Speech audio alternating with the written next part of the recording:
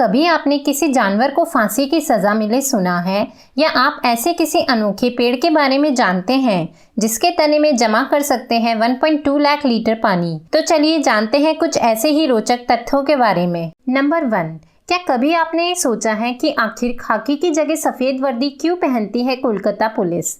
तो चलिए जानते हैं। हमारे देश में पुलिस की वर्दी का रंग खाकी होता है, ये तो हम सभी लोगों ने देखा है। लेकिन अगर आप कोलकाता गए होंगे तो आपने देखा होगा कि वहाँ की पुलिस सफ़ेद यूनिफॉर्म पहने हुए रहती है। क्या आपने कभी ये सोचा है कि जब देश भर की पुलिस खाकी रंग की वर्दी पहनती है तो कोलकाता पुलिस सफ़ेद वर्दी क्यों पहनती है? खाकी वर्दी और सफ़ेद वर्दी अंग्रेजों के ज़माने से ही चली आ रही है।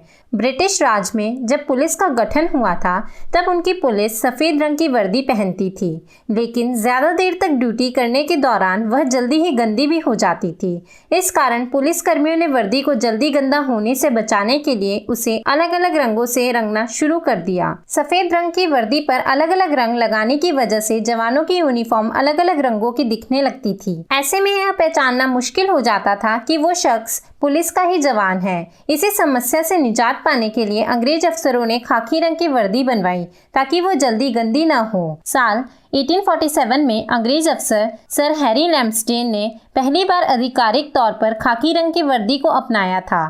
तब से यही खाकी भारतीय पुलिस की वर्दी बन गई, जो अब तक चली आ रही है। आपको ये जानकर हैरानी होगी कि पश्चिम बंगाल में पुलिस खाकी वर्दी ही पहनती है, लेकिन वहीं की कोलकाता पुलिस सफेद। उस समय कोलकाता पुलिस को भी खाकी रंग की वर्दी पहनने का प्रस्ताव दिया गया था, लेकिन उन्होंने उसे खारिज कर दिया था। इसके पीछे उन्होंने कारण दिया कि कोलकाता तटीय इलाका है और यहाँ काफी गर्मी और नमी रहती है। ऐसे में वैज्ञानिक दृष्टिकोण से सफेद रंग ज्यादा बेहतर है, क्योंकि इस रंग से सूरज की रोशनी परावर्तित हो जाती है और ज्यादा गर्मी नहीं लगती है। इसलिए कोलकाता की पुलिस सफेद वर्दी पहनती है। नंबर 2, मोनालिसा की पेंटिंग के बारे में तो हम सब जानते हैं, पर क्या आप ये जानते हैं कि ये रहस्यों से भी अद्भुत पेंटिंग करोड़ों रुपए की क्यों है? तो चलिए जानते हैं इस पेंटिंग के बारे में। पेंटिंग की बात की जाए तो मोनालिसा की पेंटिंग की बात न हो ऐसा हो ही नहीं सकता। इसे इटली के महान दार्शनिक और पेंटर लियोनार्डो दा विंसी ने 1503 में बनाया था, जो आज तक एक रहस्य बनी हुई है।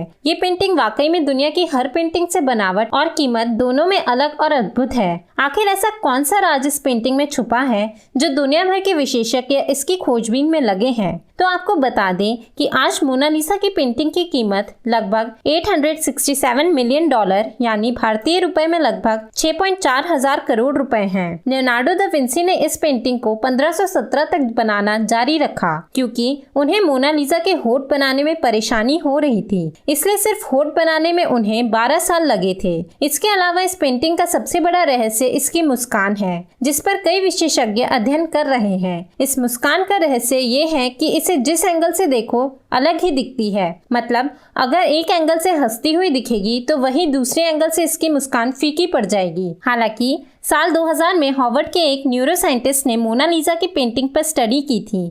इसके बाद इन्होंने बताया कि पेंटिंग की मुस्कान कभी नहीं बदलती, बल्कि आपका मूड पेंटिंग को देखते समय जैसा होता है पेंटिंग में मुस्कान वैसी ही दिखती है। अगर आप खुश हैं तो हंसती हुई दिखेगी और उदास है तो मुस्कान फीकी दिखेगी। आपको ये भी बता दें कि कहा जाता है कि मुस्कान का रहस्यमय होने के पीछे का राज ये है कि ये पेंटिंग जिस महिला की है वो बहुत ही बड़ा राज छुपाए हुई थी। हालांकि एक डॉक्टर ने इस रहस्य के बारे में कहा था कि मोनालिसा के ऊपर के 2 दांत टूटे होने की वजह से उसका ऊपर का होठ थोड़ा सा अंदर की तरफ दबा हुआ है। रहस्य और राज बहुत सारे हैं जिनको लोगों के सामने लाने के लिए रिसर्च होती रहती है, लेकिन मोनालिसा कौन थी जिसकी ये पेंटिंग है आज भी एक रहस्य बना हुआ है। वहीं एक थ्योरी की माने तो मोनालिसा कोई और नहीं बल्कि लियोनार्डो खुद ही थे। उन्होंने खुद को एक औरत के रूप में बनाया था। नंबर 3, अब बात करते हैं कि आखिर पासपोर्ट में क्यों नहीं लगाई जाती है मुस्कुराती हुई तस्वीर। पासपोर्ट के बारे में कौन नहीं जानता है, लेकिन फिर भी आपको बता दें कि यह किसी भी देश की सरकार द्वारा जारी किया गया वह दस्तावेज होता है जो अंतर्राष्ट्रीय यात्रा के लिए किसी भी व्यक्ति की पहचान और उसकी राष्ट्रीयता को प्रमाणित करता है। इस दस्तावेज के बिना कोई भी व्यक्ति किसी भी दूसरे देश में कदम नहीं रख सकता। इसके बिना आप कभी भी दूसरे देश में नहीं जा सकते हैं। अगर कभी गए भी तो इसके लिए आपको कड़ी से कड़ी सजा मिलेगी। आपको ये भी बता दें कि पासपोर्ट बनवाने के दौरान जब आपकी फोटो खींचने की बारी आती है तो संबंधित शख्स आपको ये दिशा निर्देश जरूर देता है कि अपने चेहरे को बिल्कुल नेचुरल रखें, मुस्कुराने की कोशिश बिल्कुल भी ना करें। पर क्या कभी आपने ये सोचा है कि ऐसे निर्देश क्यों दिए जाते हैं? आखिर इसके पीछे क्या है वजह? तो चलिए जानते हैं कि पासपोर्ट पर मुस्कुराती हुई तस्वीर लगाने पर क्यों मनाही है। आपकी जानकारी के लिए बता दें कि दुनिया भर के लगभग हर देशों में पासपोर्ट बनवाते समय जब तस्वीर खींची जाती है तो ये निर्देश जरूर दिए जाते हैं। इसके पीछे की अहम वजह यही है कि पासपोर्ट पर फोटो बिल्कुल क्लियर हो। कुछ सालों पहले तक फोटो में चश्मा पहने और अपने बालों के स्टाइल से चेहरे को हल्का ढकने की छूट थी, लेकिन अमेरिका के वर्ल्ड ट्रेड सेंटर में 26/11 हमले के बाद सब कुछ बदल गया। हवाई अड्डों पर इस्तेमाल होने वाले बायोमेट्रिक टेक्नोलॉजी ने पासपोर्ट और फोटो को पूरी तरह से बदल कर रख दिया है। इतना ही नहीं बल्कि कुछ देशों के पासपोर्ट में चिप भी लगाई होती है जिसमें संबंधित शख्स का पूरा डाटा होता है। वहीं पासपोर्ट में लगे फोटो में चेहरे के आकार की पूरी जानकारी होती है, जैसे दोनों आंखों के बीच की दूरी, नाक और ठोड़ी के बीच की दूरी और मुंह की चौड़ाई इत्यादि। यदि आप हवाई अड्डे पर लगे गेट से एंटर करते हैं तो उसमें लगा कैमरा आपके फोटो से आपकी पहचान करता है। आपके पासपोर्ट में लगे फोटो और आपके चेहरे की बायोमेट्रिक अगर मिल जाती है तो आपको आसानी से प्रवेश मिल जाता है, नहीं तो आप जांच के घेरे में आ सकते हैं। ऐसे में पासपोर्ट बनवाने के दौरान इस बात का पूरा ध्यान रखा जाता है कि फोटो एकदम बेहतर खींची जाए। नंबर 4, अब जानते हैं उस अनोखे पेड़ के बारे में जो अपने तने में लाखों लीटर पानी जमा कर सकता है। इस पेड़ का नाम बाओबाब है और इसे हिंदी में गोरक्षी कहते हैं। इसे लोग बोआब, बोआ, बोतल वृक्ष तथा उल्टा पेड़ के नाम से भी बुलाते हैं। अरबी भाषा में इसे बुहिबाब कहते हैं, जिसका अर्थ कई बीजों वाला पेड़ है। अफ्रीका ने इसे द वर्ल्ड ट्री की उपाधि भी दी है। इस अनोखे पेड़ को देखने से लगता है कि इसकी जड़ें ऊपर और तना नीचे है। बोआबाब में केवल साल के 6 माह ही पत्ते लगे रहते हैं। इनके फूल लाल, पीले और सफेद रंग के होते हैं। इनकी 5 पंखुड़ियां होती हैं। इनमें से कुछ प्रजातियों के फूलों का परागण लैमूर प्राणियों अथवा चमगादड़ों द्वारा किया जाता है, जबकि शेष प्रजातियां इस काम के लिए हॉक नाम के कीट पर निर्भर करती हैं। विशेषज्ञों का कहना है कि बोआबाब ट्री अपने तने में 1,17,348 लीटर पानी स्टोरेज करने की क्षमता रखता है। इन पेड़ों को जीवनदायक पेड़ भी कहा जाता है। इनकी प्रजातियां अफ्रीका के सूखे इलाकों में पाई जाती हैं। इनके पानी जमा कर पाने वाले तने का व्यास 9 लीटर तक और इनकी ऊंचाई 18 मीटर तक हो सकती है। अफ्रीकी देश मेडागास्कर में स्थित कुछ बोआबाब ट्री सदियों पुराने हैं। एक ऐसा ही वृक्ष इफती शहर के पास भी स्थित है। इस पेड़ का नाम टीपॉट बोआबाब है। ये पेड़ 1200 साल पुराना है। बोआबाब ट्री जाति के हिबिस्कस अथवा मैला परिवार की 9 पतझड़ी प्रजातियों में से 6 मेडागास्कर, 2 अन्य अफ्रीकी देशों और 1 ऑस्ट्रेलिया में पाई जाती है।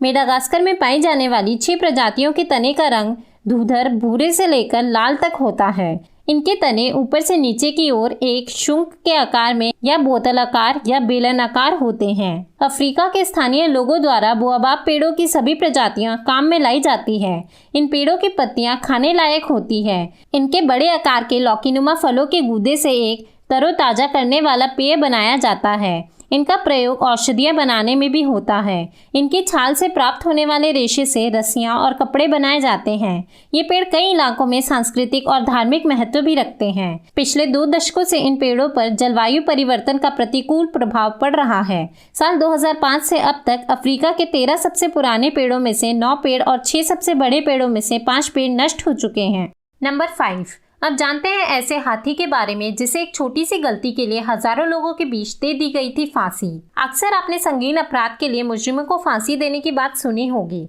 लेकिन क्या कभी आपने ऐसा सुना है कि किसी जानवर को सजा मिली हो और वो भी फांसी की सजा? जी हाँ दोस्तों, ये सुनने में बहुत ही अजीब लग रहा है, लेकिन वास्तव में एक हाथी को फांसी पर लटकाया गया है। आपकी जानकारी के लिए बता दें कि आज से 104 साल पहले अमेरिका में कुछ ऐसा ही हुआ था।